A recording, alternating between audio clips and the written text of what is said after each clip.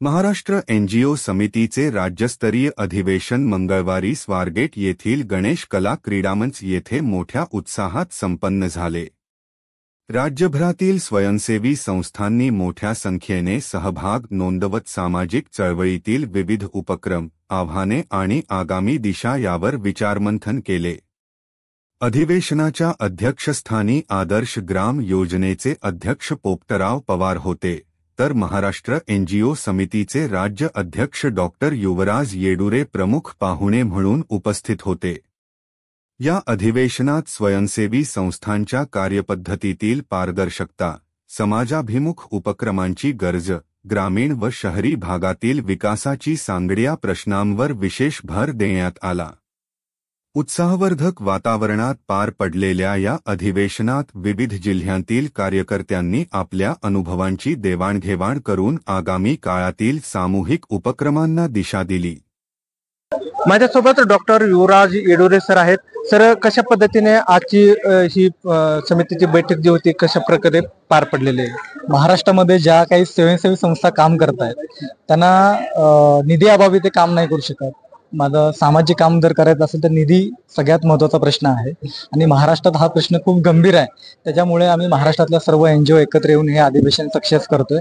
या अधिवेशनानंतर जो सीएसआर आहे, जे सामाजिक बांधिलकीसाठी ज्या कंपन्या सीएसआर देत आहेत, त्या सीएसआर देण्यासाठी सुद्धा सरकार असेल, प्रशासन असेल किंवा पोलीस प्रशासन असेल, आमच्या हक्काच्या सीएसआर वरती जर तुम्ही डल्ला मारत असाल तर आम्ही 100% आम्ही महाराष्ट्रातल्या एनजीओना एकत्र करून एक आवाज निर्माण करून आपण महाराष्ट्रातल्या स्वयंसेवी संस्थांना सीएसआर मिळवून देण्यासाठी येत्या मार्चपर्यंत जास्तीत जास्त संस्थांना हा सीएसआर कसा मिळेल याच्यावर आमचं टार्गेट जास्त आहे। त्याच्यासाठी महाराष्ट्र एनजीओ समिती कार्य करते आणि अधिवेशन हे सक्सेस झालेलं आहे चांगल्या पद्धतीने। कोणत्या विषयावर चर्चा झालेली? इथं जे आले होते एनजीओचे पदाधिकारी, आज चर्चा झाली म्हणजे आज महामंडळ सगळ्यात महत्त्वाचा विषय होता की शासन प्रशासनामध्ये आपण काम करतो।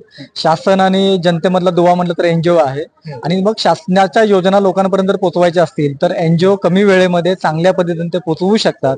जसं तुम्ही ग्रामसेवक असेल, शिक्षक असेल, अंगणवाडी सेविक असेल, अशांवरती तुम्ही जो भार टाकताय तो न टाकता जर तो निधी जर आमच्या स्वयंसेवी संस्थेच्या माध्यमातून जर त्यांना दिला तर कमी वेळेमध्ये जास्त तुम्हाला चांगल्या पद्धतीचं काम मिळू शकेल आणि सामाजिक दृष्ट्या महाराष्ट्र संपन्न व्हायला वेळ नाही लागणार। आता एनजीओ जे आहेत त्यांना मुख्यतः कोणत्या अडचणींना सामोरं जावं लागतं? सगळ्यात महत्त्वाचं अडचण म्हणजे निधी आहे आणि ते निधी एकमेव आशेचा किरण आहे तर सीएसआर, आणि सीएसआरच ह्या गोष्टीला खूप प्राधान्य देऊ शकतो आणि सीएसआरच्या माध्यमातून हे काम मोठ्या प्रमाणात होऊ शकतं। अब्जावधी खर्च जर महाराष्ट्रात होत असेल तर मग हा सीएसआर गेला कुठं आणि मग गावं डेव्हलप काय नाही झालीत, मग सामाजिक क्षेत्र का नाही वाढलं, हा प्रश्न निर्माण झालाय।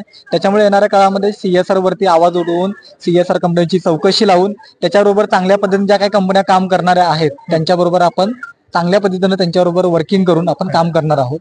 अच्छा, आजच्या घडीला किती सीएसआर कंपन्या आहेत आणि त्यांच्याकडे किती फंड उपलब्ध असेल? आता सध्या जर बघायला गेलं तर अंदाजे 8,500 आसपास कंपन्या महाराष्ट्रामध्ये उपलब्ध आहेत आणि 7,000 पेक्षा जास्त कोटी रुपये महाराष्ट्रामध्ये आता सध्या 2025 मध्ये उपलब्ध आहेत आणि त्या संस्थांना मिळवून देण्याचं काम आपण आता करतो। ओके, काय कोणत्या गोष्टीचं अनुकरण किंवा अंमलबजावणी नाही केलं तर संस्था बंद पडते? जर आपण ऑडिट जमा नाही केलं किंवा इन्कम टॅक्स रिटर्न नाही भरत असेल किंवा इन्कम टॅक्स आपण 12A ATG जर वेळेत पूर्ण त्यांची पूर्तता करत नसेल तर 100% आपण काळ्या यादीमध्ये जायला वेळ नाही लागणार। त्यामुळे संस्थेने सगळ्या डॉक्युमेंट स्ट्रॉंग ठेवणं सगळ्यात महत्त्वाची गोष्ट आहे। ओके, काय आव्हान कराल आजच्या एनजीओना तुम्ही? आपल्याला सामाजिक क्षेत्र खूप मोठ्या प्रमाणात वाढवायचं आहे। जर हे सामाजिक क्षेत्र टिकवायचं असेल तर सामाजिक संस्था पण टिकल्या पाहिजेत। याच्यासाठी सर्व महाराष्ट्रातल्या ज्या काही एनजीओ आहेत त्यांना एकत्र यायला मी आव्हान करतोय, जेणेकरून आपला हक्काचं महामंडळ आणि सीएसआर नियोजन समिती आणि चौकशी समिती व्हायला पाहिजे। ही जर झाली तर महाराष्ट्रातल्या अनेक संस्थांना निधी उपलब्ध होऊ शकतो। अच्छा, आजचं खरं अधिवेशन खूप महत्वाचं ठरलंय, एक पाया ठरलेला, भक्कम पाया ठरलेला आहे। याच्या पुढचं पाऊल तुमचं काय असणार आहे?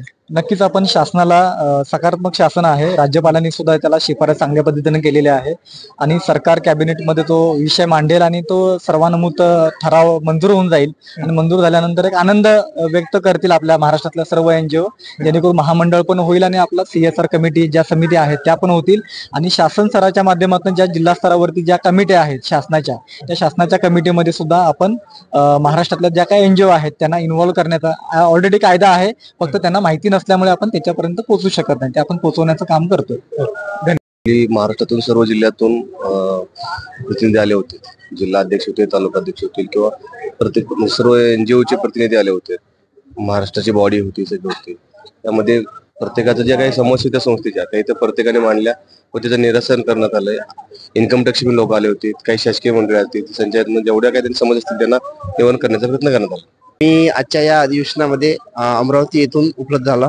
माझं नाव राजेंद्र गंगाधर भुसकडे असून मी शिक्षण क्षेत्रामध्ये काम करत असून आजच्या या 19 तारखेला जे सरांनी जे महाअधिवेशन आपलं आयोजन केलं, या महाअधिवेशनामध्ये सर्व महाराष्ट्रामधून जे काही समाजशास्त्रामध्ये काम करणारे NGO इथे आज या अधिवेशनामध्ये आले आणि त्यांना योग्य असं मार्गदर्शन या अधिवेशनातून मिळालं. तसंच CSR बद्दल डॉक्युमेंटेशन कसे करायचे, त्यानंतर CSR कसा मिळवायचा आणि आपल्या ज्या भविष्यामध्ये आपल्याला आपली संस्था कशी स्ट्रॉंग करायची आणि आपली संस्था काळ्या यादीमध्ये जावी याकरता आपण डॉक्युमेंटेशन कसे करावे याचं मार्गदर्शन या अधिवेशनामध्ये सर्वांना उपलब्ध झालं. आणि असा या अधिवेशनाचा जो हेतू होता तो आज अध्यक्ष साहेबांनी चांगल्या प्रकारे करून दिला. अशाबद्दल या अधिवेशनातून बरेचसे काही आपल्याला शिकायला मिळालं. धन्यवाद. माझं सर मी शिक्षण क्षेत्रामध्ये काम करत असून माझ्या जर अनाथ मुलांच्या संबंधी जे आहे ते बालगृह पण आहे माझ्या संस्थेचं. त्यानंतर शिक्षण क्षेत्रामध्ये आहे आणि काही ज्या आम्हाला महिलांसंबंधी आणि बालकांसंबंधी काम करायचं आहे भविष्यामध्ये, त्यासाठी आम्ही CSR फंडामधून महिलांना आणि बालकांचा विकास करण्यासाठी आम्हाला निधीची कमतरता पडत असल्यामुळे आम्ही या CSR फंडकडे आता वळत